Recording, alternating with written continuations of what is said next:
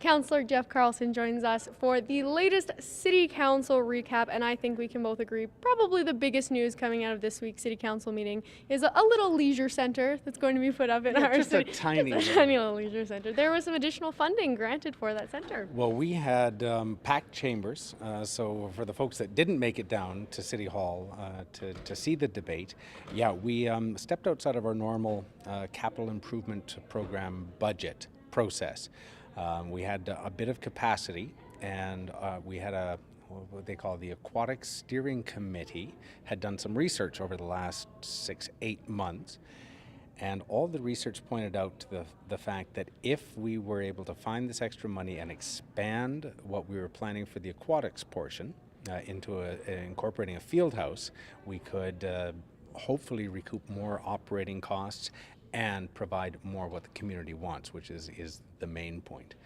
And so they came back with a proposal, and as I said, that took us out of our normal capital budget process, which was a bit disconcerting to some of council. So we spent about 3.5-4 hours really questioning and debating this project. But in the end, Council unanimously supported it. It is something that's been on the top of the community want list for at least a decade since I've been around here, and so it's very good news. Another thing that would like to hopefully be accessible to Lethbridge is this lovely display that will hopefully come to life very soon, sitting behind us. What is this public art project that's coming? It's so cool. It was Helen Schuler Nature Center just did a big remodeling, renovation, refurbishment, and so part of that budget included money for public art. All of our major capital projects do.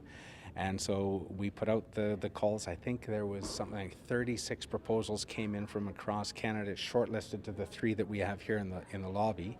And the committee came up with this one called Listen, which I think is a very cool idea because it's not just a visual piece, it's also an acoustic piece. It's a twofer. Not only do you get to look at beautiful work, it's a twofer.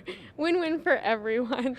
And now another funding opportunity for residents is with backwater valves. There's been issues with flooding in some areas of our city, and now there's an opportunity for residents facing that issue to receive funding to hopefully prevent that from happening in the future. The PPIP, Protective Plumbing Incentive Program. And this is actually a program that we started, I want to say 2008, maybe shortly after that. At that point, we put in this program that would help defray the cost and incentivize folks to put in these backflow preventers. It was very successful. I want to say we had 398 people take up the program.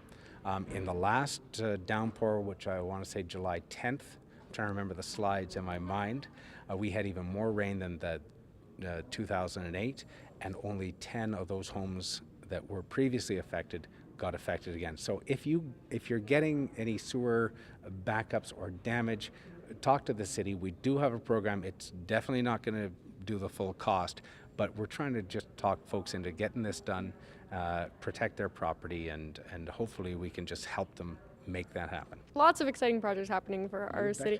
Thank you, Councillor Carlson, for joining us. Always a pleasure. If you'd like to watch live City Council meetings, you can catch them every other Monday right here on Shaw TV.